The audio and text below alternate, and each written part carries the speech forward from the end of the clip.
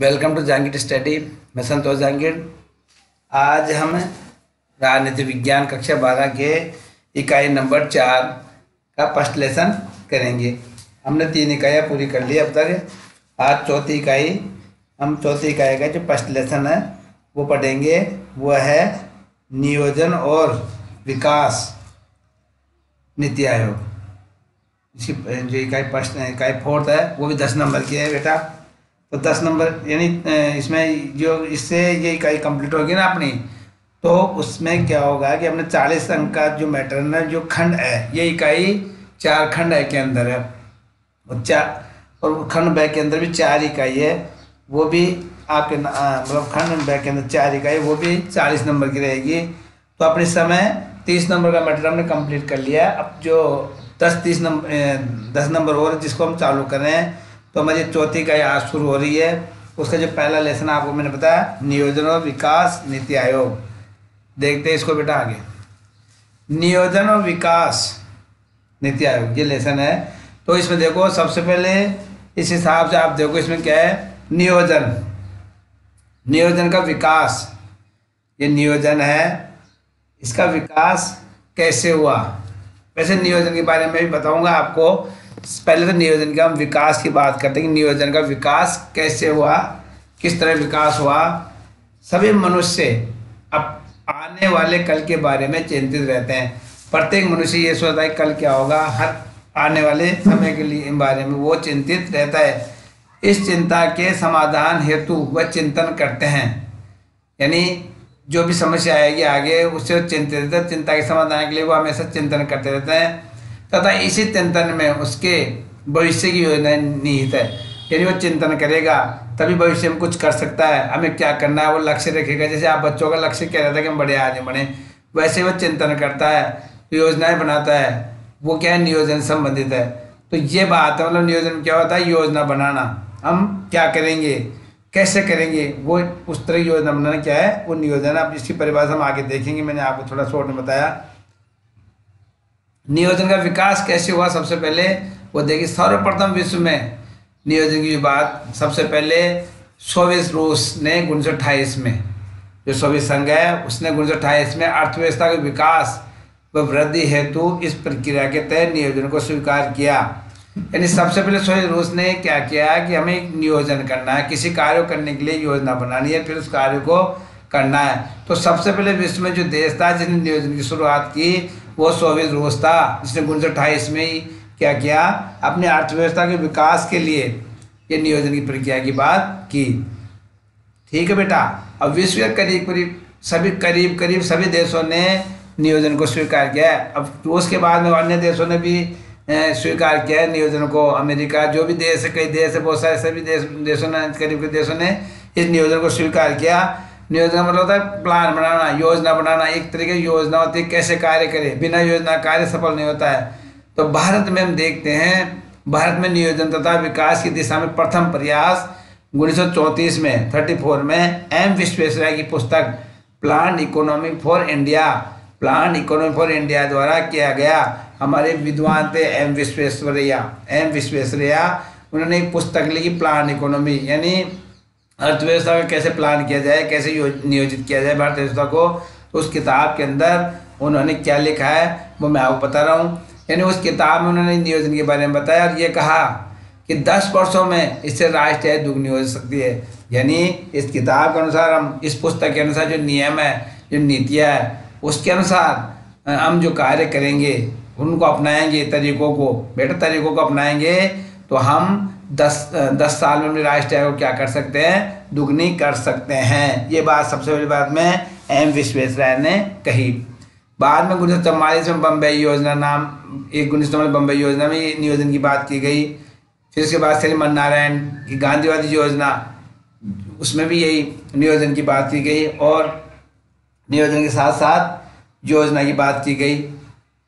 इसके बाद M N Roy ने जन योजना नाम 1950 में एम एन रॉय ने जन योजना से इसको क्या, उसमें भी यही बातें बताया नियोजन होना जरूरी है। यानी नियोजन की महत्वता के बारे में इन्होंने बताया नियोजन होना बहुत जरूरी है। इसके बाद में जयप्रकाश नारायण की सर्वोदय योजना भी इस दिशा में सार्थक प्रयास था। तो अब नियोजन शुरू होने से पहले ये प्रयास थे भारत में भी, ये सब सार्थक प्रयास थे इस तरह नियोजन के बारे में बात की गई। अब नियोजन क्या है बेटा, वो देखो। सबसे पहले नियोजन क्या है, नियोजन का अर्थ है। अब दूसरा जो टॉपिक आता है नियोजन क्या है, नियोजन का अर्थ क्या है, क्या चीज़ है नियोजन, वो देखो। नियोजन की परिभाषा है, नियोजन का अर्थ है सोच समझ कर सही दिशा में उठाया गया प्रथम कदम ही नियोजन है। सोच समझ कर सही दिशा में उठाया गया प्रथम कदम ही नियोजन है। हम कोई भी कार्य करते हैं तो सोच समझ के करें, बिना विचारे कार्य नहीं करना चाहिए, क्योंकि वो सही नहीं हो सकता। तो हमें योजना से कार्य करना पड़ता है। आप सभी बच्चे जानते हैं इस चीज़ के बारे में। अर्थात किसी भी कार्य को शुरू करने से पूर्व उसे किस तरह सफल बनाए, इसके लिए एक व्यवस्थित क्रमबद्ध नियमों के द्वारा शुरू करना ही नियोजन है। अब मैंने इसके बारे में बताया आपको, किसी भी कार्य को शुरू करने से पूर्व, इसको देखो बेटा आप ध्यान से, उसे किस तरह सफल बनाए, यानी कैसे सफल बनाए कि उस कार्य को, इसके लिए एक व्यवस्थित होना चाहिए और क्रमबद्ध नियमों के द्वारा शुरू करना है। क्या है, ये नियोजन है। अच्छी तरह नियोजन समझ में आ गया। एक उदाहरण के द्वारा समझा देता हूँ आपको। जैसे एग्जाम के समय स्टूडेंट क्या करता है, एक योजना बना के पढ़ता है, तो वो आराम से सफल हो सकता है। क्या योजना रख सकती है, जैसे उदाहरण है कि हमारे को इस समय इतना तो इस सब्जेक्ट का पढ़ना है, जैसे 2 घंटे पढ़ना है सुबह, 2 घंटे पढ़ना है, 3 घंटे शाम को, रात को 2 घंटे पढ़ना है, दिन में 1 घंटे रेस्ट करनी है। तो ये सब तरीके क्या होते हैं, वो ही नियोजन होता है। वो सिस्टम से किया जाता है। 1 घंटे हमें मैथ पढ़नी है, 1-1.5 घंटे में साइंस पढ़नी है, इस तरह 1 घंटे इंग्लिश पढ़नी है। पहले सरल, सबसे पहले शुरुआत करेंगे पढ़ने की तो हम सरल सब्जेक्ट से करेंगे जो ईजी है, क्योंकि हमारे कंसंट्रेशन ध्यान ना करने के लिए पहले सरल सब्जेक्ट लेंगे तो हमारा माइंड कंसंट्रेट हो जाएगा, तो हम कठिन से कठिन चीज़ को समझ सकते हैं। तो ये बात नियोजन की है कि व्यवस्थित रूप से कार्य करना, क्रम नियम से कार्य करना, क्या है, नियोजन है। अब नियोजन की आवश्यकता क्यों है भाई, देखो क्यों आवश्यकता नियोजन की, नियोजन की आवश्यकता क्यों है। तो आप सभी इस चीज़ को ऐसे भी जानते हो कि नियोजन से कार्य सफल होता है, विकास के लिए, सबके लिए नियोजन बहुत आवश्यक है। अब इसमें देखो क्या लिखा है, हमारे देश में सामाजिक आर्थिक उद्देश्य की पूर्ति हेतु नियोजन अपनाया गया है। हमारे देश में सामाजिक एवं आर्थिक उद्देश्य की पूर्ति के लिए हमारे देश की अर्थव्यवस्था में नियोजन को अपनाया गया है। यानी सामाजिक उद्देश्य भी हम नियोजित होकर प्राप्त कर सकते हैं, आर्थिक उद्देश्य भी हम नियोजित होकर प्राप्त कर सकते हैं। तो इसलिए इसका ये क्या था, आवश्यकता पूर्ति करने के लिए अपनाया गया। प्रारंभ इसके उद्देश्य में तत्कालीन आवश्यकताओं को ध्यान में रखते हुए व्यवस्थित प्रयास किए गए। शुरू में इसके उद्देश्य में तत्कालीन आवश्यकता, जो आवश्यकता ना वास्तविक, उसको पूरा ध्यान में रखते हुए व्यवस्थित प्रयास किए गए थे। व्यवस्थित ढंग से प्रयास किया जाना है, क्या है, नियोजन है। तो हमारे देश में नियोजन क्यों अपनाया गया बेटा, ये आपसे पूछा जाए। हमारे देश में सामाजिक आर्थिक उद्देश्य, सामाजिक आर्थिक विकास के लिए नियोजन को अपनाया गया।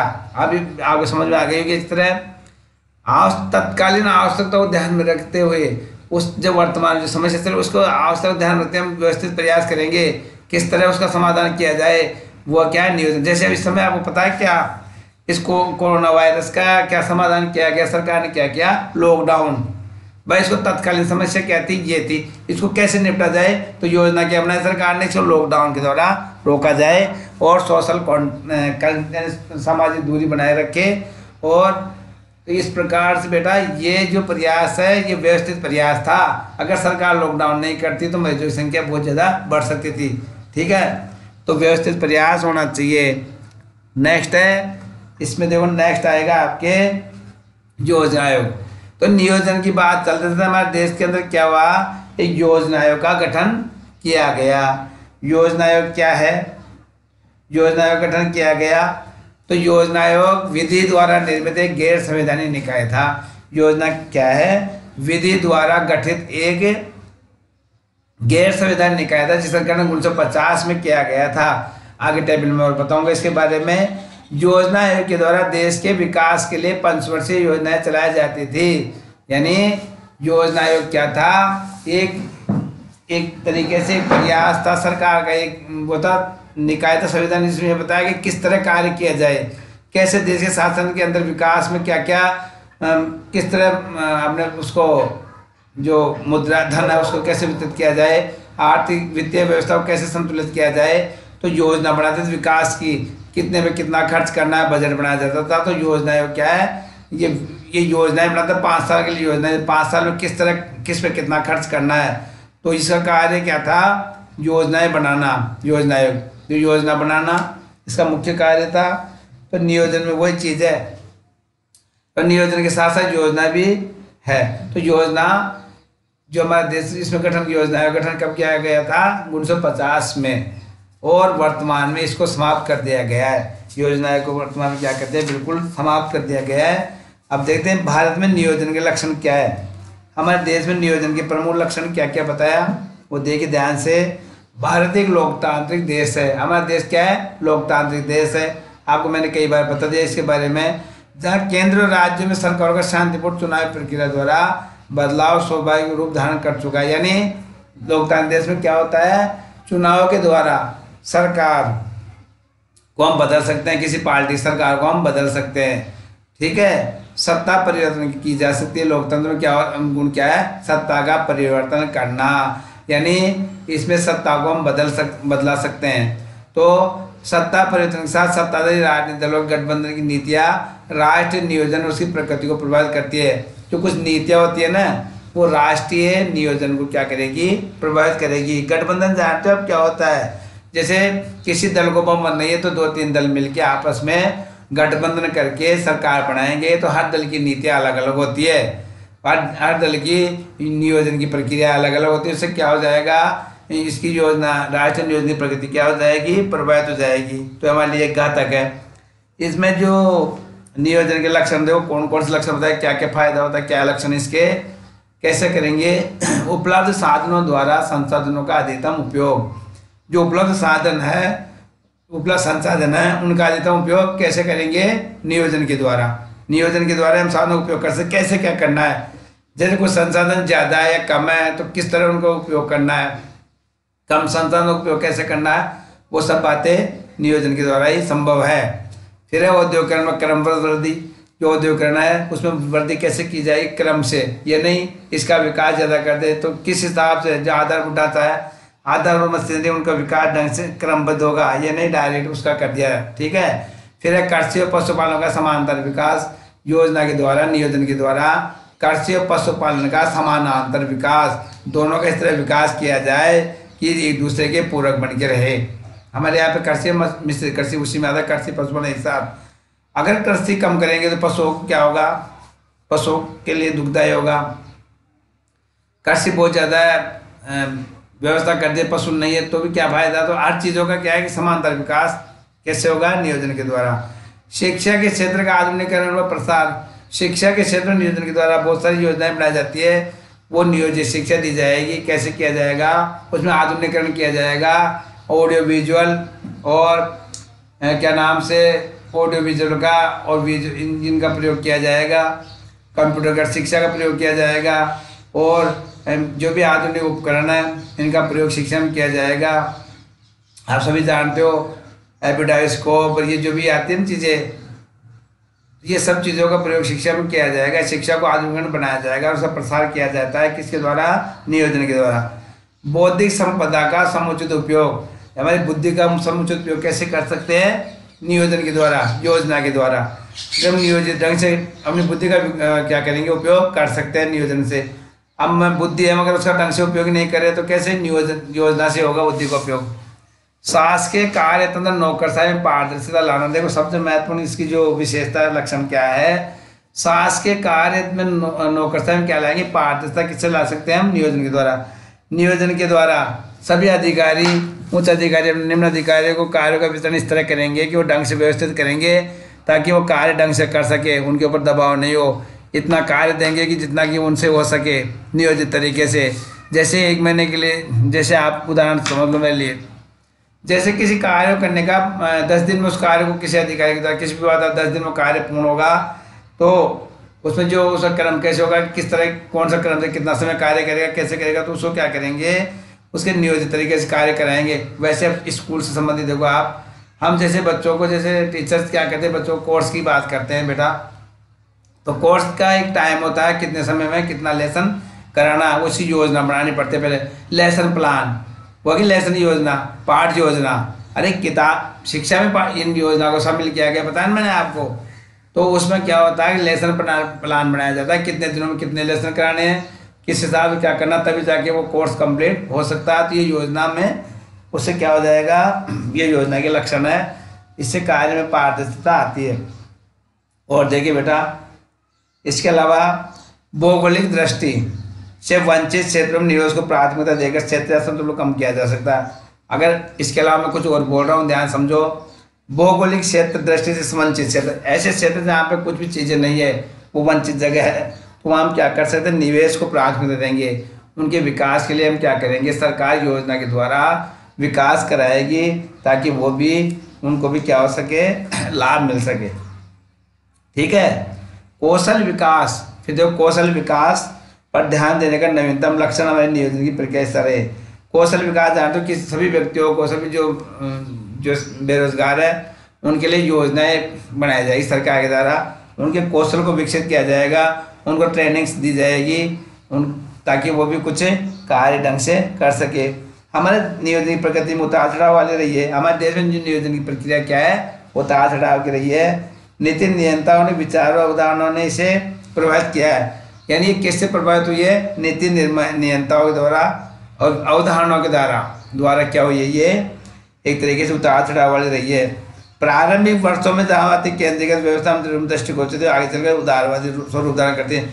शुरू में हमारे देश में नियोजन प्रक्रिया केंद्रीकृत थी, उसके बाद में इसको क्या कर दिया, उदारवादी बना दिया गया।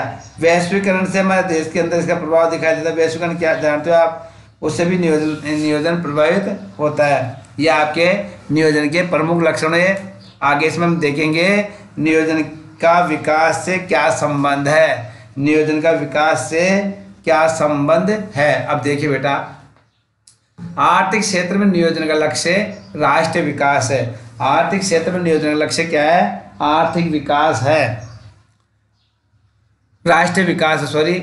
सहभागी तथा उत्तरदायी प्रबंध विकास की प्रथम सीढ़ी है। सहभागी और उत्तरदायी, यानी हमें एक दूसरे का सहभागी बन के और एक उत्तरदायी तो जिम्मेदारी से प्रबंधन करना है। क्या है, इसी प्रथम सीढ़ी है नियोजन की, उत्तरदायी।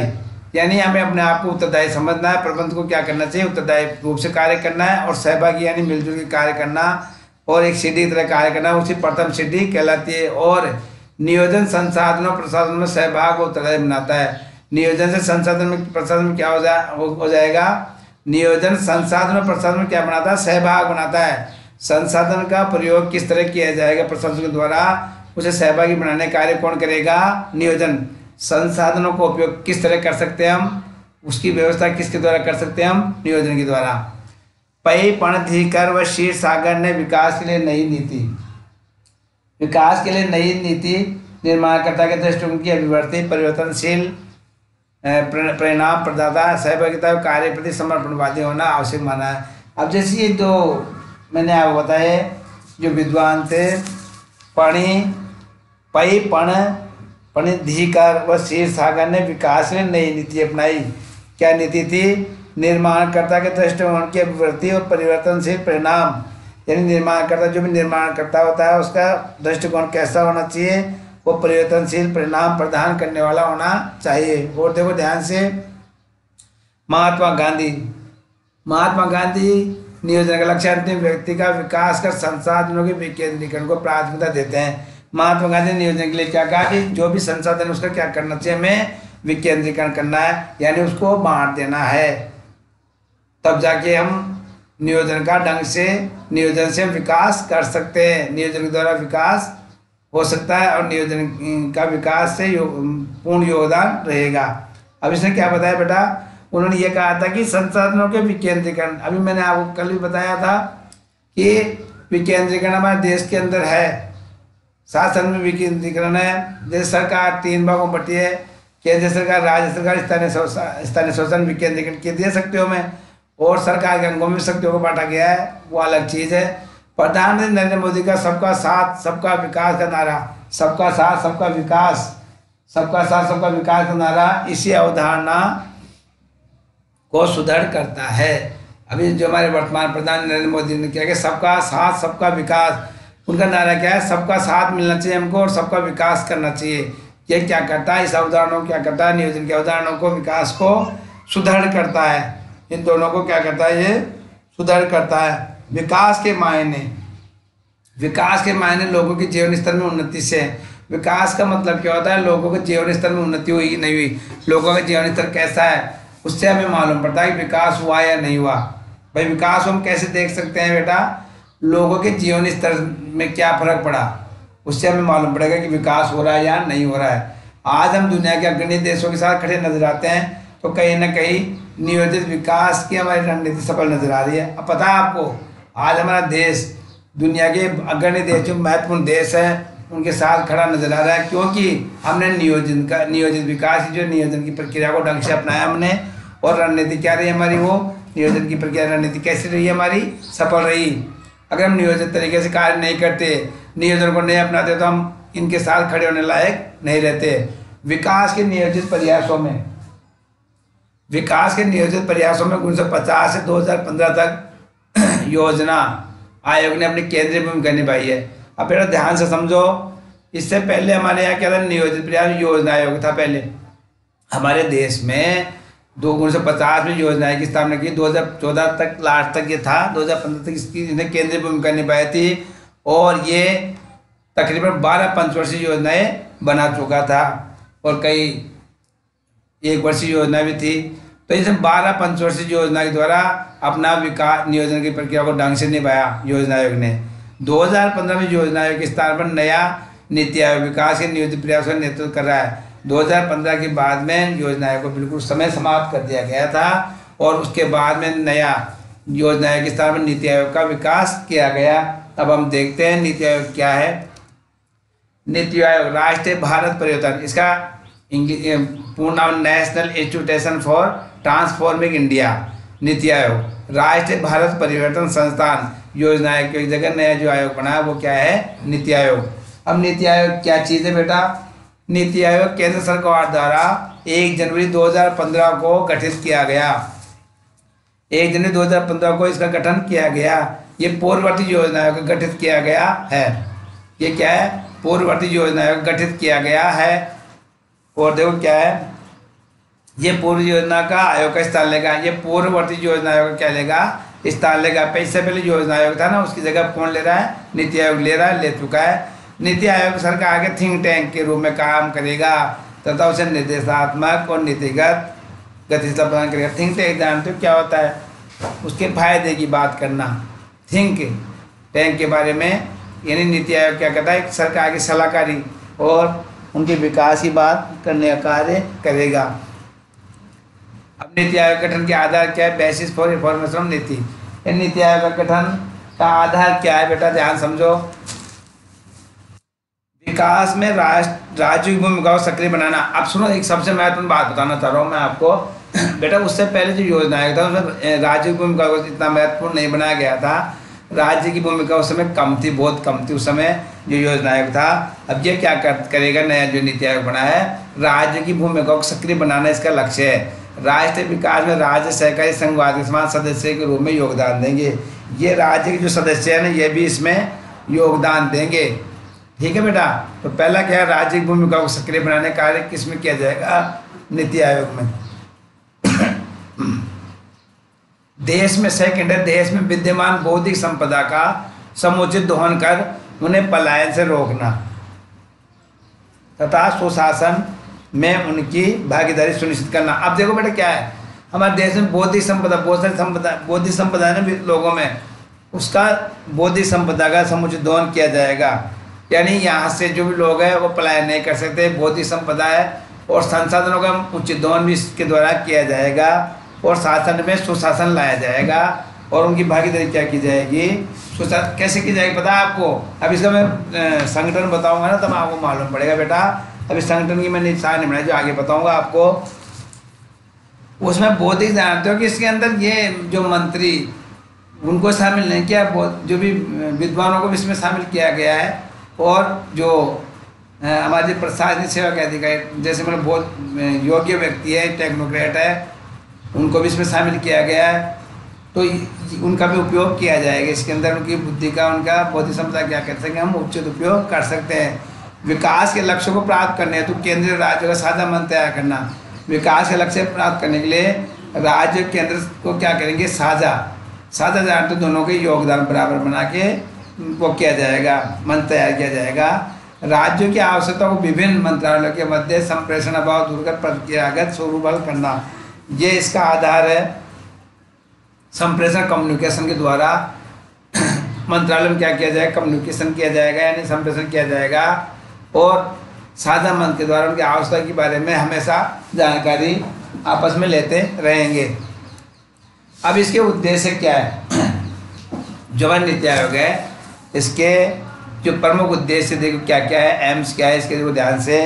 राष्ट्रीय उद्देश्यों को दृष्टिगोचर रखते हुए, राज्य की सक्रिय भागीदारी रखते हुए, राज्य की सक्रिय क्या करेंगे, राष्ट्रीय विकास की प्राथमिकताओं, क्षेत्रों और रणनीतियों का एक साझा दृष्टिकोण विकसित करेगा।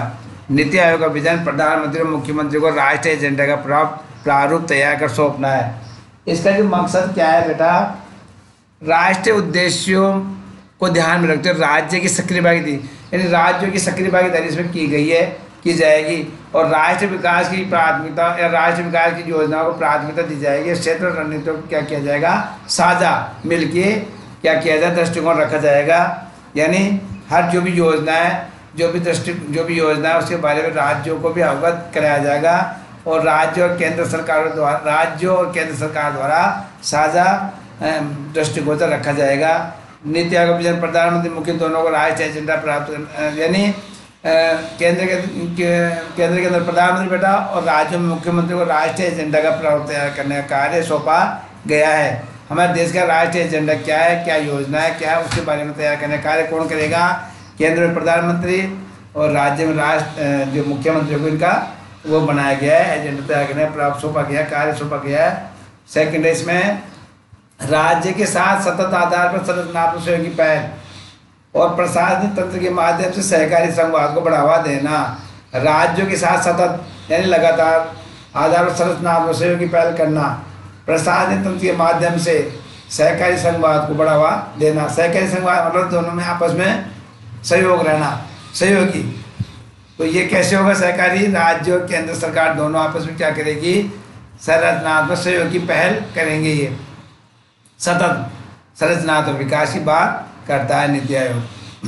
नेक्स्ट है ग्राम स्तर पर विश्वसनीय योजना निर्माण के लिए ढांचागत विकास की पहल। गांव के विकास के लिए इसमें विश्वसनीय जो भी योजना है कैसे बनाए, ढांचागत विकास, जानते हो गाँव कैसे विकास होगा, तो आधारभूत ढांचे का निर्माण कैसे किया जाए, क्या किस तरह से गाँव का स्तर सुधरेगा, उसके बारे में भी इसमें इसका उद्देश्य है योजना आयोग का। ग्राम स्तर को उन्नत बनाने का कार्य इसके द्वारा किया जाएगा, गाँव का जो स्तर को सुधारा जाएगा। नीति आयोग ये सुनिश्चित करेगा कि क्षेत्र विशेष रूप से उसे सौंपे गए हैं, नीति आयोग जो क्षेत्र विशेष सौंपे गए हैं उनकी आर्थिक कार्य नीति और नीति में राष्ट्रीय सुरक्षा के हितों को शामिल किया जाए। नीति आयोग यानी ये क्या सुनिश्चित करता है कि जो भी नियम है, यानी विशेष, इसमें क्या बताया गया है कि जो भी उन वर्गों के लिए जो विशेष वर्ग है उनके लिए उचित प्रकार के लाभान्वित हो रहे हैं या नहीं हो रहे हैं, यानी उनको उचित लाभ मिल रहा है या नहीं मिल रहा है, उनकी क्या किया जाएगा, इसके द्वारा उनके बारे में पूरी जानकारी सरकार को जो पदाधिकारी अवगत कराएंगे। ठीक है, और राष्ट्रीय सुरक्षा के हितों को भी इसमें शामिल किया जाएगा। अब नेक्स्ट समाज के उन वर्गों को भी ध्यान दिया जाएगा जो आर्थिक रूप से पिछड़े हुए हैं, उनके लिए योजना बनाने का कार्य भी इसमें नीति आयोग के द्वारा किया जाएगा। नेक्स्ट है विकास की दीर्घकालीन नीतियाँ तैयार की जाएगी। इन नीतियों की निरंतर समीक्षा और मध्यावधि संशोधन किए जाएंगे। विकास के लिए लंबी नीतियाँ बनाई जाएगी, दीर्घकालीन यानी लंबे समय के लिए। उसमें जो पंचवर्षीय योजना थी, इस तरह इसमें भी लंबी नीतियाँ योजनाएं पंचवर्षीय योजना होती थी, उसी पर इसमें नीति आयोग में क्या है, दीर्घकालीन लंबी बड़ी योजनाएं तैयार की जाएगी, नीतियाँ बनाई जाएगी। इन नीतियों की निरंतर समीक्षा करते रही जाएगी, यानी ये जो नीतियाँ ढंग से क्रियान्वित हो रही है नहीं हो रही है, इनमें क्या किया जाएगा, समीक्षा की जाएगी और बीच में संशोधन भी किया जा सकता है। यानी जो नीति दीर्घकालीन नीति है, बड़ी नीति है, उसमें क्या कर सकते हैं, उस योजना को अगर वो ढंग से जो नीति बनी है वो ढंग से नहीं तो थोड़ा संशोधन कर सकते हैं हम। भाई नीति लंबी चलेगी, कोई विकास की जो दीर्घकालीन नीति है वो लंबी चल रही है तो उसमें कुछ समय बीच में हम क्या करते हैं, मध्यावधि यानी बीच में उनसे संशोधन कर सकते हैं, कुछ चेंजिंग कर सकते हैं। फिर है 7 नंबर की जो इसकी उद्देश्य है जो है, देखो देश के बुद्धिजीवी एवं संस्थाओं को राष्ट्रीय विकास की राष्ट्रीय विकास की भागीदारी में सक्रिय किया जाएगा। राष्ट्रीय विकास की भागीदारी में सक्रिय किया जाएगा। इनके परामर्श और योजनाओं को राष्ट्र निर्माण में प्रयुक्त किया जाएगा। जो भी बुद्धिमान व्यक्ति है देश के अंदर, जो भी बुद्धिमान व्यक्ति है, उनके क्या किया जाएगा, उनकी भागीदारी को सक्रिय किया जाएगा। उनसे सलाह ली जाएगी। प्रमुख अर्थशास्त्री है, समाजशास्त्री है, जो भी बुद्धिमान व्यक्ति है उनको उनसे परामर्श लेने का कार्य सरकार द्वारा किया जाएगा। और राष्ट्रीय विकास के लिए उनकी सलाह बहुत ज़रूरी है। और इनकी बताए गए नियमों के अनुसार जो भी योजना है उसको प्रस्तुत किया जाएगा। तो इसमें इसमें जो मैंने बताया बुद्धिजीवियों का इसमें क्या किया जाएगा, सहयोग लिया जाएगा। नेक्स्ट है इसमें विकास के एजेंडे में तेजी लाने के उद्देश्य से अंतर क्षेत्रीय एवं अंतर विभागीय मुद्दों के समाधान के लिए साझा मंच प्रदान किया जाएगा। अंतर क्षेत्रीय अंतर विभागीय यानी अंतर क्षेत्रीय क्या होता है, विकास अंतर क्षेत्रीय क्या होता है, एक क्षेत्र दूसरे क्षेत्र दोनों में अलग अलग क्षेत्र होता है। अंतर क्षेत्रीय दूसरे एक क्षेत्र दूसरे क्षेत्र जुड़ा हुआ वो होता है अंतर क्षेत्रीय। जैसे एक राज्य का दूसरे राज्य से जुड़ा हुआ अंतर क्षेत्रीय हो गया। अंतर विभाग होते हैं, एक विभाग का दूसरे विभाग, एक विभाग आंतरिक विभाग है उनके द्वारा एक विभाग दूसरे विभाग जुड़ना ही क्या है, वो उनके मुद्दों के लिए क्या किया जाएगा, साझा मंच बनाया जाएगा। उनको एक जगह एकत्रित करके उनसे सलाह ली जाएगी और उनके लिए उनकी जो भी विकास के एजेंडे की बात सबके सामने की जाएगी। ये योजना आयोग की नीति आयोग के प्रमुख अब उद्देश्य है। नेक्स्ट है इसमें देखो सुशासन तथा सतत और न्याय विकास की सर्वश्रेष्ठ कार्य प्रणाली कर अनुसंधान और अध्यापन द्वारा परिणामों तक पहुंचना। सुशासन है अच्छा शासन, सतत लगातार न्याय संगत यानी ऐसा न्यायगत हो, नीति न्याय मतलब सही हो, न्याय के विरुद्ध नहीं हो। सर्वश्रेष्ठ कार्य प्रणाली विकसित की जाएगी, अच्छी कार्य प्रणाली हो उसकी, वो विकसित करके अनुसंधान रिसर्च किया जाएगा, अध्ययन द्वारा परिणामों तक पहुंचना। सुशासन तथा सतत न्याय संगत विकास प्रणाली को विकसित किसके द्वारा किया जाएगा, नीति आयोग के द्वारा। ठीक है, इस पर एक्सपेरिमेंट किया जाएगा, अध्ययन किया जाएगा, जो भी योजना है उसके बारे में योजना में उसका पूरा ढंग से अध्ययन करके वो देश के लिए समाज के लिए अच्छी है कैसे अच्छी है, वो न्याय संगत है या नहीं है, उसके आधार पर ही उसको लागू किया जाएगा जो भी कुछ नियम है उनका। नेक्स्ट है कार्यक्रम तथा नीतियों के क्रियान्वयन के लिए प्रौद्योगिकी उन्नयन और क्षमता निर्माण पर जोर दिया जाएगा। कार्यक्रम जो भी कार्यक्रम नीतियों के लिए क्या किया जाएगा, प्रौद्योगिकी प्रौद्योगिकी यानी टेक्नोलॉजी को उन्नत किया जाएगा और क्षमता निर्माण पर जोर दिया जाएगा। उनकी क्या क्षमता है उस पर जोर दिया जाएगा। आप जानते आईटी का प्रयोग किया जाएगा। ठीक है बेटा, यानी जो भी कार्यक्रम के प्रौद्योगिकी का कैसे उपयोग करते पता है आपको, उदाहरण बता रहा हूँ।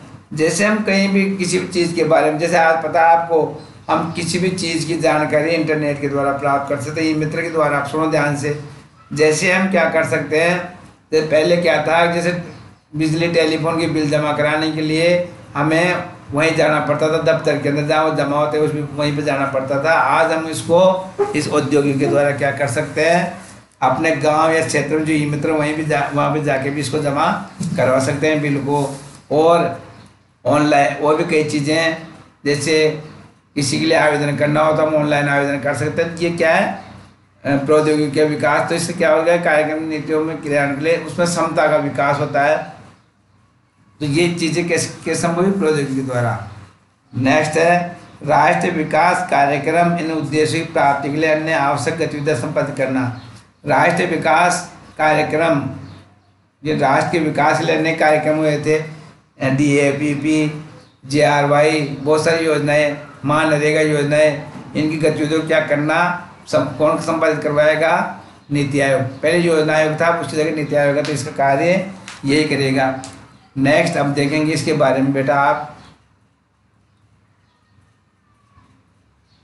ये नीति आयोग है ना, योजना आयोग नीति आयोग के बारे में हम देखते हैं।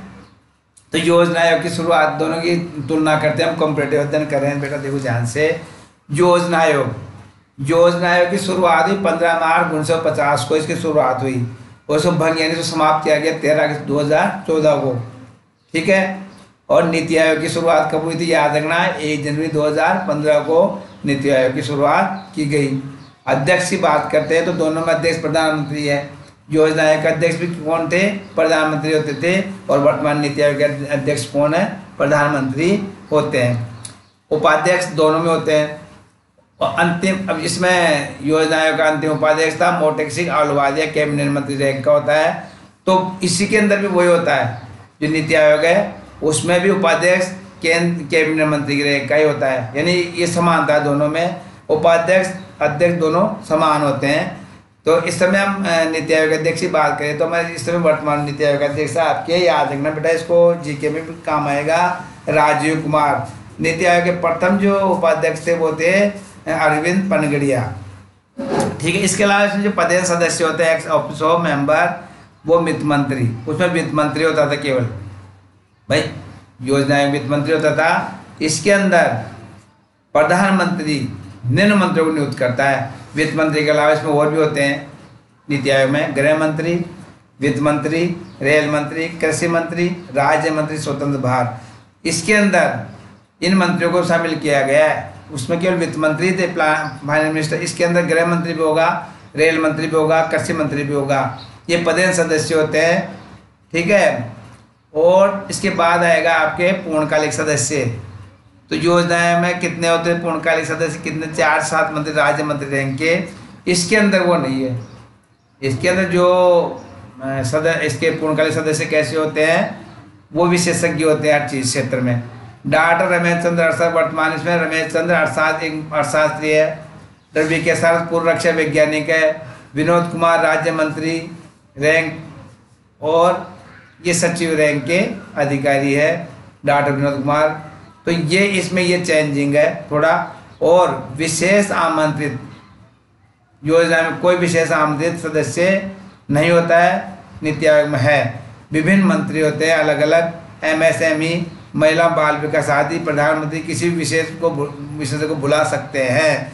यानी आमंत्रित मतलब होता है किसी को भी बुला सकता है योजना आयोग के अंदर, भाई आप आके यहाँ सदस्य बना सकता है। आमंत्रित सदस्य होते हैं वो। फिर अल्पकालीन सदस्य जो कम समय के लिए होते हैं, योजना में कोई नहीं है। योजना में कोई अल्पकालीन सदस्य नहीं होता था, मगर नीति आयोग में बेटा तकनीकी विशेषज्ञ, वैज्ञानिक आदि होते हैं। इस समय वर्तमान में कोई है भी नहीं इस समय तो, मगर इसमें हो सकते हैं तकनीकी विशेषज्ञ जो टेक्नोक्रेट होते हैं, वो नीति आयोग के अल्पकालीन सदस्य बन सकते हैं। नेक्स्ट है बेटा, देखो इसमें गवर्निंग परिषद। गवर्निंग परिषद देखिए, उसमें national development council, NDC, PM, CMs आदि योजना आयोग के अंदर ये होते थे। नेशनल डेवलपमेंट काउंसिल, NDC जो राष्ट्रीय योजना राष्ट्रीय विकास परिषद, प्रधानमंत्री, मुख्यमंत्री आदि, भाई ये होते थे इसमें गवर्निंग परिषद। इसके अंदर कौन होता है? प्रधानमंत्री, सभी राज्यों के मुख्यमंत्री होंगे इसमें, सभी राज्यों के मुख्यमंत्री, दिल्ली पांडिचेरी सहित उपराज्यपाल, दिल्ली पांडिचेरी के मुख्यमंत्री है। इसके अलावा उपराज्यपाल जो केंद्र शासित प्रदेश होते हैं, राज्यपाल भी इसके सदस्य होंगे। ठीक है। तो इसमें कुछ चेंजिंग है। और देखो नेक्स्ट देखो आगे, इसमें एक है तदर्थ क्षेत्रीय परिषद।